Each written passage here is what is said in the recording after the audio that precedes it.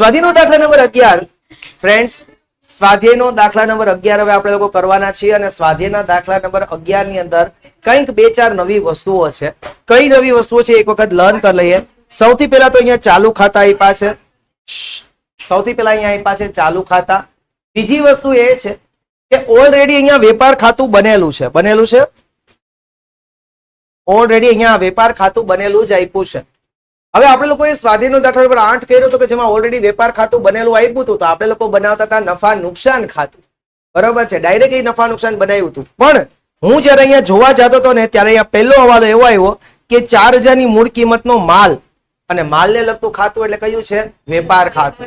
એટલે એનો મતલબ એવો થયો કે અહીંયા ચલો વેપાર ખાતું તો નથી બનાવવાનું, પણ વેપાર ખાતાની જગ્યાએ એક બીજું ખાતું બનાવવાનું છે જેનું નામ છે સુધારેલ વેપાર ખાતું.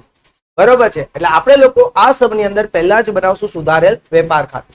બીજું દાખલાની શરૂઆત જેમ આપણે ઓલરેડી પહેલા કરતા હતા એવી જ રીતે કરશું. એટલે કે મૂડી પહેલા લખશું, ઉપાડ લખશું, ચાલુ ખાતા લખશું, એ પહેલા બાકી લખી નાખીએ. ઓકે, દાખલાની શરૂઆત ઓલવેઝ આપણે શું લખીને કરી છે? મૂડી લખીને. મૂડી ખાતાની અંદર સલીમ અને સબ્બાનાનું છે 160 અને 120.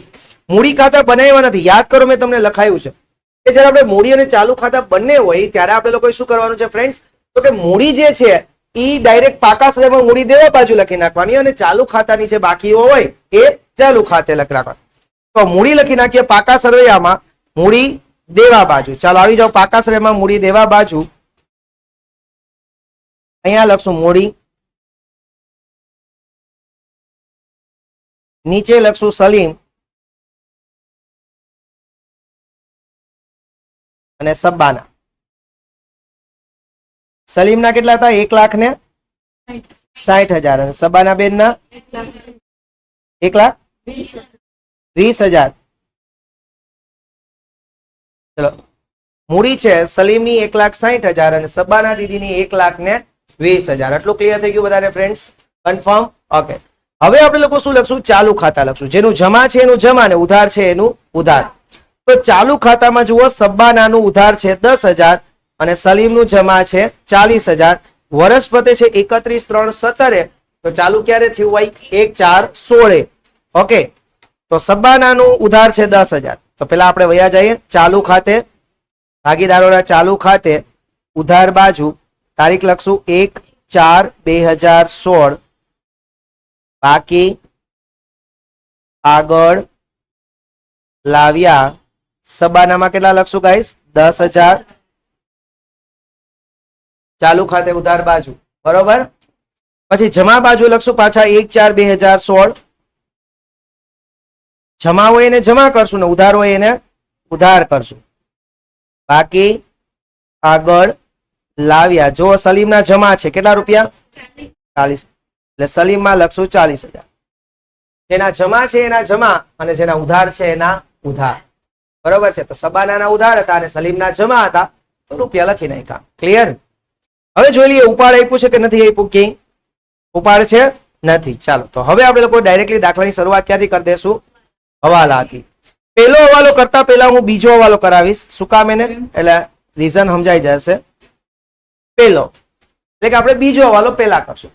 હિસાબી વર્ષના અંતે રૂપિયા 8,000 ની કિંમતનો માલ ખરીદ્યો હતો, પરંતુ ચોપડે નોંધવાનો રહી ગયો. 8,000 નો માલ ખરીદ્યો. હા, એટલે ખરીદી નોંધવાની બાકી છે એનો મતલબ એવો થયો ખરીદી નોંધવાની બાકી છે તો નોંધી દે. તો ખરીદીમાં પ્લસ ખ લે એટલે લેણદાર ભાઈ પ્લસ. પણ પ્રોબ્લેમ ઇઝ ધેટ કે આ લોકોએ ઓલરેડી વેપાર ખાતું બનાવી લીધું છે એટલે આની પાસે ખરીદી હશે નહીં, કારણ કે એ બધું તેને લઈ લીધું હશે ધ્યાનમાં. ખરીદી, વેચાણ, ખરીદ, પરત વેચાણ બધું જોઈ લીધું. તો અહીંયા આપણી પાસે ખરીદી હશે નહીં, તો આપણે ડાયરેક્ટ લખી નાખીએ નોંધવા બાકી. નોંધવા સુધારેલ વેપાર ખાતે ઉધાર બાજુ લખજો નોંધવા બાકી ખરીદી. અંદરની કોલમમાં લખજો ફ્રેન્ડ્સ 8,000. અંદરની કોલમમાં લખજો 8,000. લે. બીજી અસર આવે પાકા શ્રેયમાં મૂડી દેવા બાજુ લેણદારમાં પ્લસ. તો પેલા જોઈ લઈએ કે લેણદારો કેટલાના છે. તો અહીંયા આપણને દેવાદારો અને લેણદારો બંને આપ્યા છે, પણ જમા જે હોય ને એ શું હોય? લેણદાર હોય અને ઉધાર હોય હંમેશા કોણ હોય? દેવાદાર. લખવું હોય તો લખી લેવાય, કારણ કે એવા પણ દાખલા આવશે જ્યાં આપણે ડિસાઈડ કરવું પડશે કે લેણદાર કોણ હશે ને દેવાદાર કોણ હશે. કારણ કે ઘણી વખતે ભૂલ ખબર માટે લેણદાર આગળ આપી દે અને દેવાદાર પાછળ આપી દે. બરાબર છે. તો લેણદાર હંમેશા કેવા આવશે? જમા. કેટલા રૂપિયા છે? 24,000. તો પાકા શ્રેયમાં મૂડી દેવા બાજુ અંદરની કોલમમાં હું સૌથી પહેલા લખું છું લેણદારો 24,000 પ્લસ નોંધવા બાકી ખરીદી કેટલા રૂપિયા હતી? 8,000. હવે જોવું જોઈએ કોઈ હવાલો તો નથી ને? હવે કોઈ એવો હવાલો તો નથી ને કે જે લેણદારને અસર કરશે? લેણદારને અસર કરે એવો કોઈ હવાલો છે નહીં. તો લેણદારનો ટોટલ 12 કાઢ નાખે. 24 ને 8 32. 24 અને 8 32,000. ક્લિયર છે બધાને? Everyone confirm? ઓકે, આગળ. હવે આપણે જે પહેલો હવાલો છે એ પાછો કરીએ.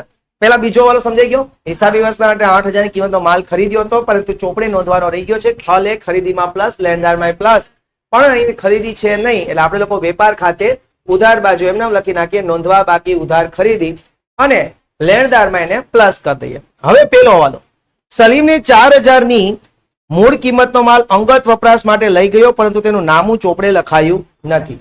એટલે સલીમ છે અંગત વપરાશ માટે માલ લઈ જાય તો ધંધામાંથી તો માલ જાય છે. ધંધામાંથી માલ જાય તો આપણે લોકો કયો માલ જાય? તો કે જે માલની આપણે ખરીદી કરી હોય. યાદ કર્યો કે ગમે એ રીતના ધંધામાંથી માલ જાય તો કયો માલ જાય? તો કે જે માલની ઓલરેડી ખરીદી કરી છે. એટલે એનો મતલબ એવો થયો કે ઈ માલ ખરીદીમાંથી શું કરી દેવો પડશે? માઇનસ. તો ખરીદીમાંથી માઇનસ કરીએ. સલીમે અંગત વપરાશ માટે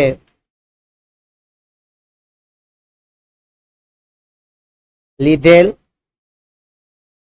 માલ કેટલા રૂપિયા છે? 4,000. એટલે 12 કાઢો કેટલા? 4,000. સલીમભાઈ તો ભાગીદાર છે કે નહીં? અને ભાગીદાર અંગત વપરાશ માટે ધંધામાંથી કાંઈ પણ લઈ જાય તો એનો શું કહેવાય? ઉપાડ કહેવાય. Very good. શું કહેવાશે? ઉપાડ. અને ઉપાડ ને હવે ક્યાં લખશું? નફા નુકસાન ખાતે. ચાલુ ખાતે ઉધાર બાજુ તારીખ હંમેશા કઈ લખશું? છેલ્લી. 31/3/17. એ હવે બધી ચાલુ ખાતા આવી જાય. હા, માલ સલીમમાં લખવાનો કેટલો? 4,000. ઉપાડ ખાતે કાઉન્સમાં લખજો માલ સલીમમાં 4,000. ક્લિયર છે બધાને ફ્રેન્ડ્સ? આવડું? ડન? Okay, very nice. એના પછી આગળ ચાલો, બે હવાલા આવડી ગયા છે. કન્ફર્મ થયા બે હવાલા? ઓકે, થર્ડ હવાલો, અગાઉથી ચૂકવેલ વીમા પ્રીમિયમ 400 રૂપિયા છે. આપણે વીમા પ્રીમિયમ 400 રૂપિયા અગાઉથી ચૂકવીએ તો એક એન્ટ્રી બધાને ખબર પડી જાય. લેણું આપણે અગાઉથી ચૂક્યું છે એટલે આપણા ધંધાનું શું થયું? લેણું. લેણું ક્યાં લખાય? મિલકત લેણા બાજુ. તો લખી નાખો પાકા શ્રેયમાં મિલકત લેણા બાજુ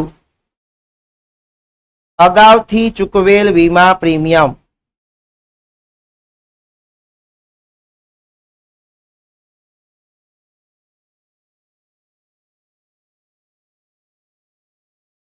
હા, ચાલે ચાલે,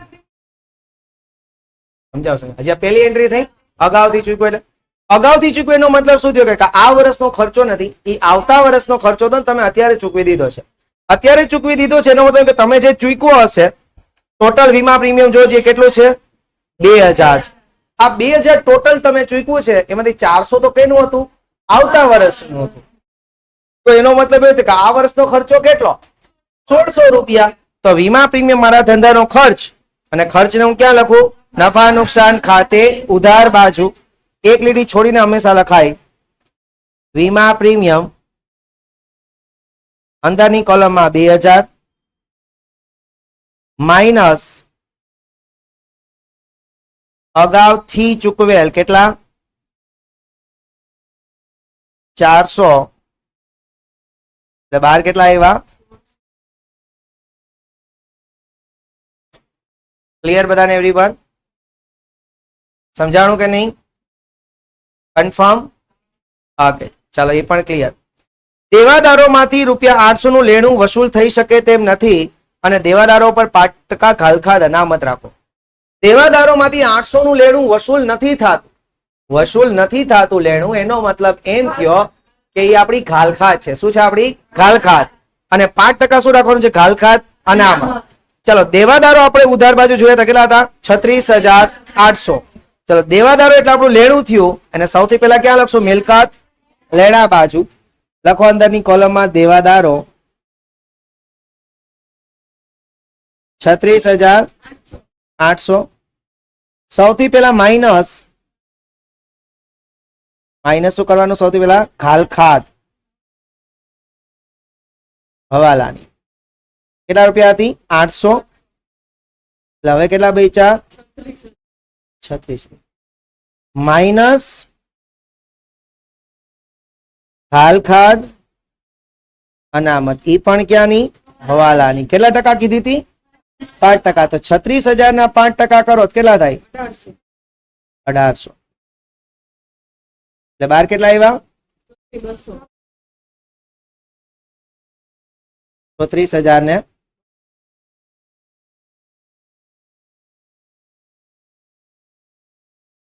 આ ઘાલખાત અને ઘાલખાત અનામત જે છે એની બીજી એન્ટ્રી આપણે લોકોએ ક્યાં દેવાની છે ફ્રેન્ડ્સ?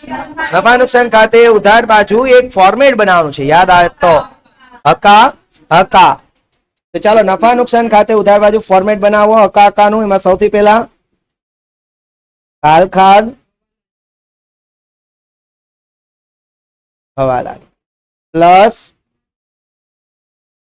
ઘાલખાત પ્લસ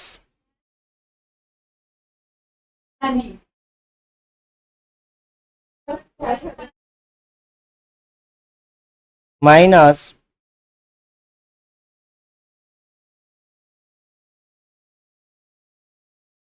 ચાલો તો ઘાલખાત હવાલાની કેટલી છે? 800. હમણાં જ લખીએ આપણે. અને ઘાલખાત અનામત હવાલાની કેટલી હતી?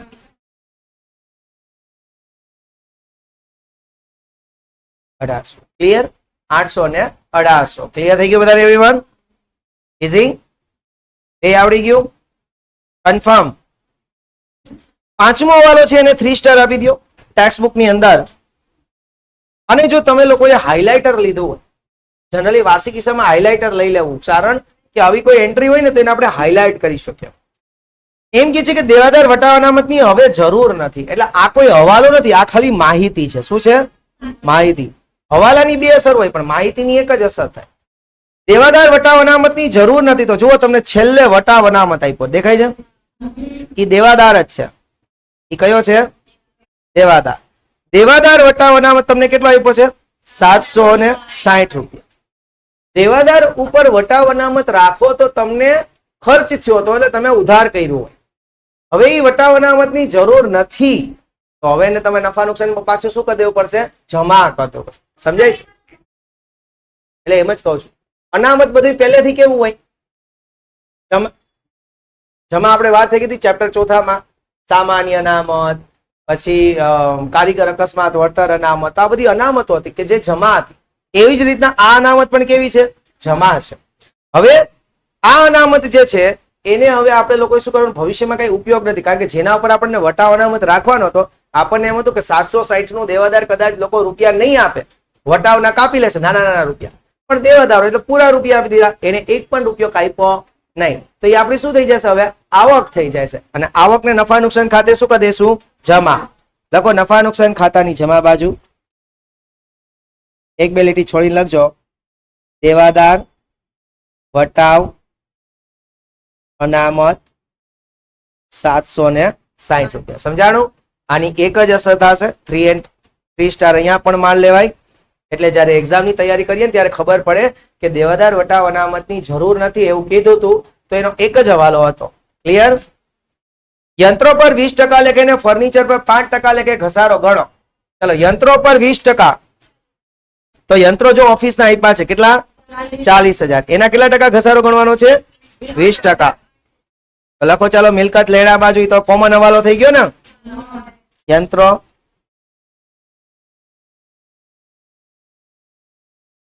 $20,000, 40,000 હતા, માઇનસ ઘસારો કેટલો હતો? 20% એટલે 8,000.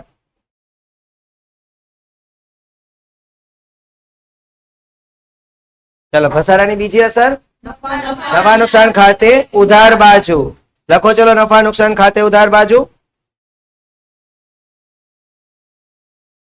યંત્રો પર ઘસારો,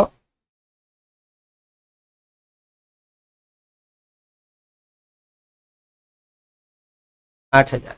ક્લિયર? હજી એક હવાલો છે, એના ઉપર શું છે? ફર્નિચર પર 5% ઘસારો ગણો. તો ફર્નિચર કેટલાનું એ પૂછે? Thank you. ઓકે, નીચે જ છે ફર્નિચર કેટલાનું છે? 10,000. એના ઉપર કેટલા ટકા છે? 5%. એ તો સેમ આના જેમ જ છે. લખો મિલકત લેણા બાજુ,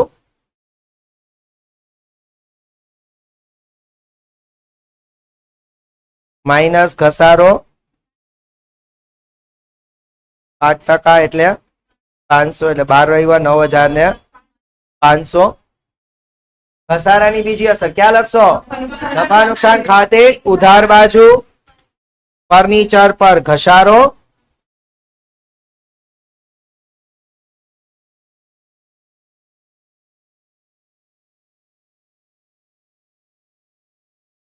ક્લિયર? ઇઝી બધાને એવરીવન? ડન. તો હવાલા ઇઝી હતા બધા? આવડી જાય એવા? કન્ફર્મ ને? ઓકે, ચલો હવે મૂડી ખાતા લખાઈ ગયું, ચાલુ ખાતા લખાઈ ગયું. હવે છે માલનો સ્ટોક, પણ કેવો છે? આખરનો.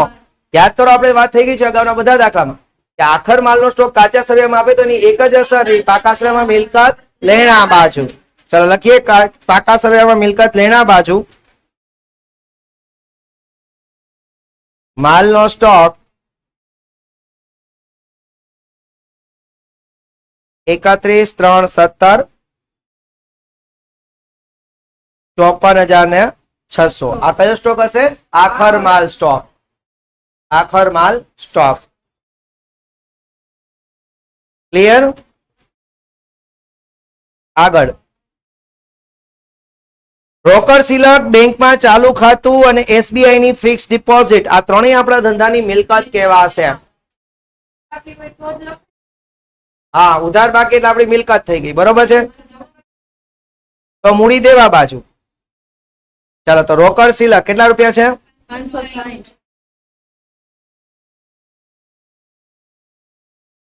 560. પછી બેંકમાં ચાલુ ખાતું ખોરાયું, એ પણ આપણી મિલકત કહેવાય. ચાલુ ખાતે કેટલા રૂપિયા? 14,000. પછી એસબીઆઈ ની કેટલા રૂપિયા?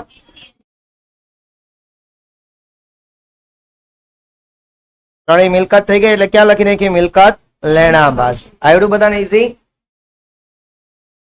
આવડું? ત્રણેય આપણી મિલકત છે એટલે મિલકત લેણા બાજુ.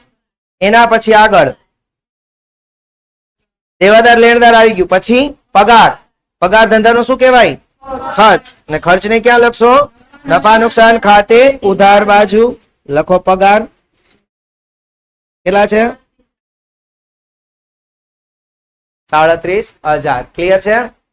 જમીન મકાન. જમીન મકાન ધંધાની શું કહેવાશે? મિલકત. તો ક્યાં લખશો? મિલકત લેણા બાજુ. લખો મિલકત લેણા બાજુ. જમીન મકાન કેટલા રૂપિયા છે? 1,20,000. ક્યું? યંત્ર આવી ગયું? આ યંત્ર આવી ગયું ને? યંત્ર આવ્યું કે નથી આવ્યું? આવી ગયું હમણાં જ આવ્યું કે?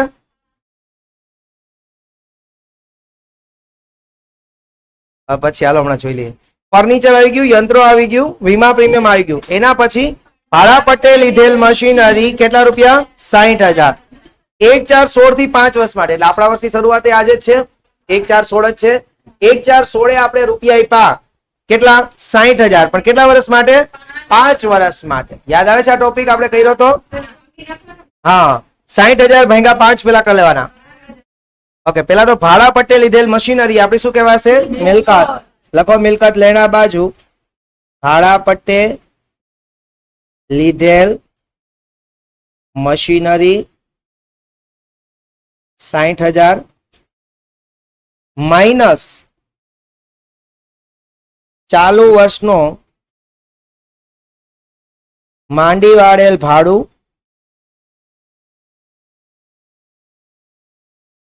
કેટલું?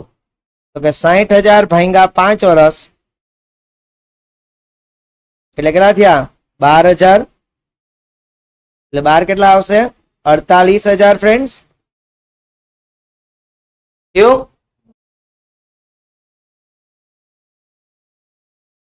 હા, ભાડે પટ્ટે લીધી એટલે કે 5 વર્ષ માટે તો આપણી મિલકત કહેવાશે ને. 5 વર્ષનું ભાડું દઈ દીધું એટલે સમજાય. હવે 12,000 રૂપિયાનું આપણું જે ચાલુ વર્ષનું ભાડું છે એ ચાલુ વર્ષનો ખર્ચ છે ને. ચાલુ વર્ષનો ખર્ચ ક્યાં હોય? નફા નુકસાન ખાતે ઉધાર બાજુ. લખાઈ ગયું છે બધાને ફ્રેન્ડ્સ?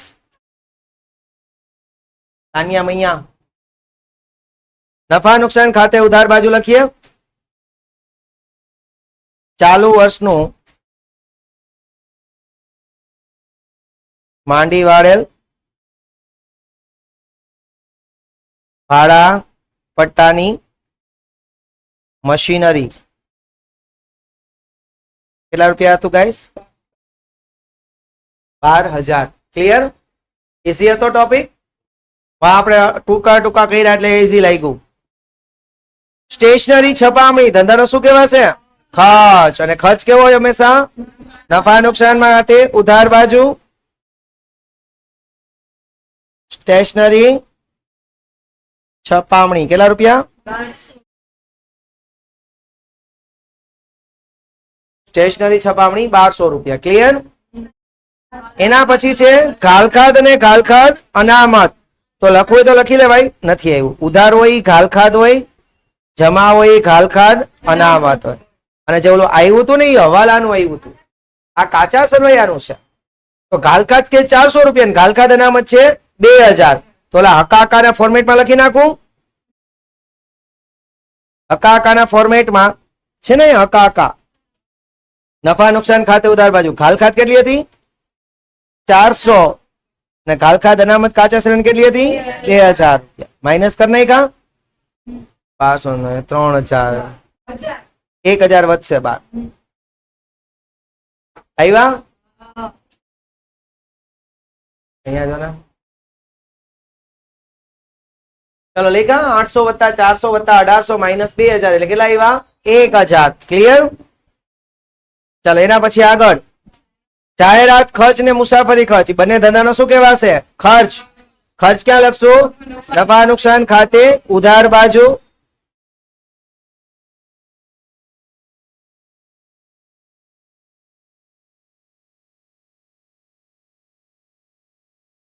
જાહેરાત ખર્ચ કેટલો હતો? મુસાફરી ખર્ચ. ક્લિયર છે? ઈઝી? એના પછી આગળ વેપાર ખાતે આસ્ક્યો છે કાચો નફો અને ખોટો છે. બરાબર? આપણે તો સાચો ગોતવાનો છે. તો પેલા તો સુધારેલ વેપાર ખાતે જમા બાજુ લખી નાખીએ. કાચો નફો કૌંસમાં ખોટો જે લોકોએ ગણીને આપ્યો છે. કેટલા? 61,800. ક્લિયર? એના પછી આગળ સબ્બાનાની લોન 60,000 ની 1/10/16 લીધી.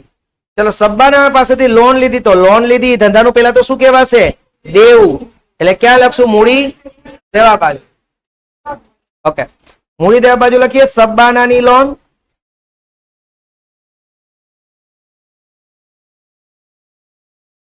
કેટલા રૂપિયાની છે? ક્યારે લોન લીધી? ચાલો આ દુનિયામાં આપણને કોઈ પાણી મફતમાં નથી પાતું, ચાય મફતમાં નથી પાતું, લોન મફતમાં આપે નહીં. તો લોન ઉપર શું દેવું પડશે? વ્યાજ. અને વ્યાજી ધંધાનો શું કહેવાશે? ખર્ચ. પેલા તો વ્યાજ ખર્ચ છે તો ખર્ચને ક્યાં લખશું? નફા નુકસાન ખાતે ઉધાર બાજુ. ચલો લખો જોઈએ નફા નુકસાન ખાતે ઉધાર બાજુ. સબ્બાનાની લોન પર વ્યાજ. ચલો લોન કેટલાની હતી? 60,000 ની લોન. વ્યાજનો દર કઈ ન કે તો 6%. ભાગીદાર હોય ને વ્યાજનો દર ન આપે તો 6%. લોન ક્યારે લીધી? 1/10. આપણું વર્ષ ક્યારે પતે? 31 ત્રણે એટલે કે 10 11 12 1 2 3 6 મહિના થશે ફ્રેન્ડ્સ.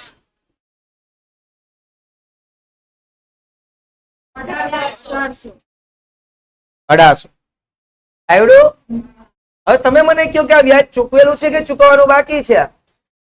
ચૂકવવાનું બાકી છે, કારણ કે જો ચૂકવેલું હોત તો કાચા સમયમાં આપ્યું હોત. એટલે કે આ 1800 રૂપિયા વ્યાજ ચૂકવવાનું બાકી છે. વ્યાજ ચૂકવવાનું બાકી હોય ધંધાનું શું કહેવાશે? હે, દેવું ને કે લેણું? દેવું છે ક્યાં લખાય? મૂડી દેવા બાજુ લખો. ચૂકવવા બાકી સપાનાની લોન પર વ્યાજ 1800 રૂપિયા. 1800 હતું ને? ક્લિયર? અને છેલ્લું હતું વટાવાનામાંથી તો ઓલરેડી આવી ગયું હતું. ઓકે, સમ પૂરો થઈ ગયો. હવે બંધ કરી આને. ઓકે, ચલો સૌથી પહેલા જમા બાજુનું ટોટલ 61,800. અહીંયા 61,800 લખી દઉં. 61,800 માંથી 4,000 ને માઇનસ કરીએ તો 57,800. આને આપણે શું કહેશું?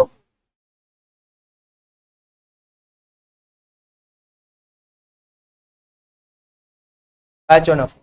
અહીંયા ઉધાર કર્યો તો નફા નુકસાન ખાતે શું કરી દેશું? જમા. લખો જમા બાજુ કાચો નફો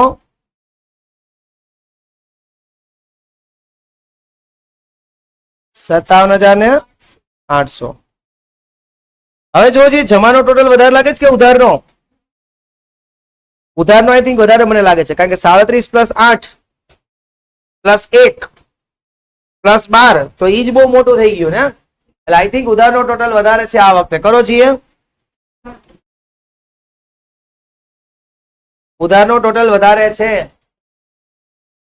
1600 વત્તા 1000 વત્તા 8000 વત્તા 500 વત્તા 37,000 વત્તા 12,000 વત્તા 1200 વત્તા 65,000 ને 100.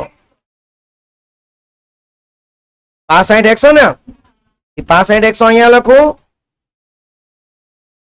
65,100 માંથી 57,800 અને 760 માઇનસ કરો 6,000. અહીંયા ઘટશે 6,000. 65,100 હે 65,100 અહીંયા કેટલા આવ્યા? 6,540 ને. આને હું કહેશું? ચોખ્ખી ખોટ. 65,40 ચોખ્ખી ખોટ. ક્લિયર? હાલો, અહીંયા જમા કર્યું તો નફા નુકસાન ખાતે શું કરી દેશું? સોરી, નફા નુકસાન ફાળવણીમાં ઉધાર 65,40 ચોખ્ખી ખોટ. ચલો, આ ખાતામાં હવે કઈ એન્ટ્રી છે નથી તો ખાતું બંધ કરીએ.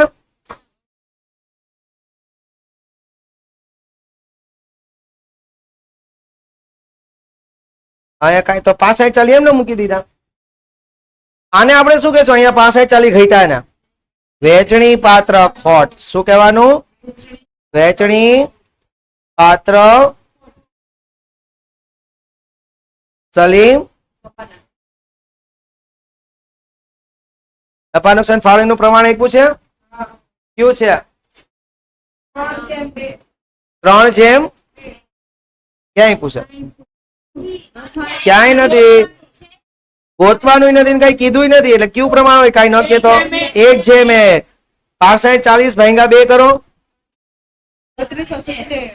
1:1 માં 3270. 3270. ક્લિયર? 3270 થયું. ક્યાં જમા? તો ચાલુ ખાતે શું કરી દેવાનું? ઉધાર. તારીખ 31/3/17. વેચણી પાત્ર ખોટ 3270. હાલો, હવે જુઓ, આ વખતે સલીમનો જમા બાજુનો ટોટલ વધારે છે. દેખાય છે 40,000. તો અહીંયા હું 40,000 લખો અને 40,000 ઉધાર બાજુ લખો. સલીમનો જમા બાજુનો ટોટલ વધારે છે 40,000. 40,000 ત્યાં લખ્યા અને 40,000 અહીંયા લખ્યા. એમાંથી આ 7270 રૂપિયા માઇનસ કરો. 40,000 માંથી આ 4,000 માઇનસ કરો અને 3270 માઇનસ કરો. 32. અહીંયા શું લખશો? બાકી આગળ લઈ ગયા. જો અહીંયા ઉધાર છે તો એના પછીના ખાતે શું કરવું પડશે? જમા. એના પછીનું જમા બાજુ એટલે કે મૂડી દેવા બાજુ.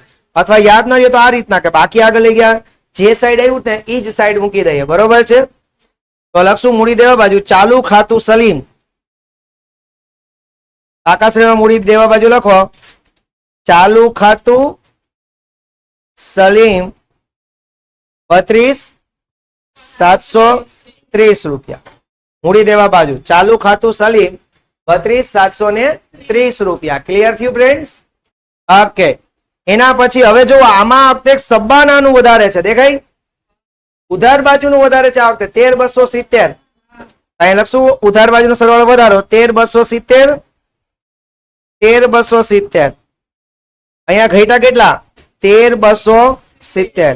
અહીંયા લખવાનું બાકી આગળ લઈ ગયા. તારીખ 31/3/17.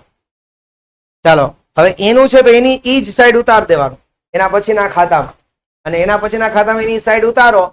અથવા અહીંયા જમા છે તો પાકા શ્રેણીમાં શું કરવું પડે? ઉધાર. ઉધાર એટલે કઈ બાજુ? મિલકત લેણા બાજુ. ઓકે. તો લખશું ચાલુ ખાતું સબાના પાકા શ્રેણીમાં મિલકત લેણા બાજુ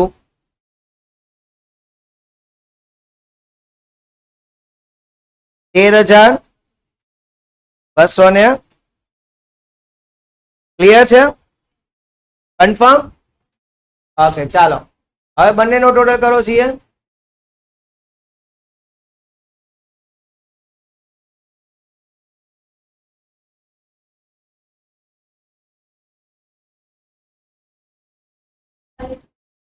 નહીં એટલે બધું આગળ જાય.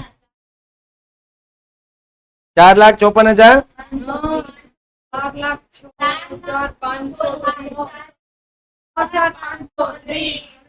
બંને બાજુએ 4,06,530.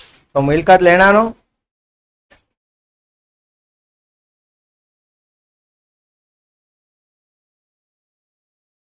બધા 34,200.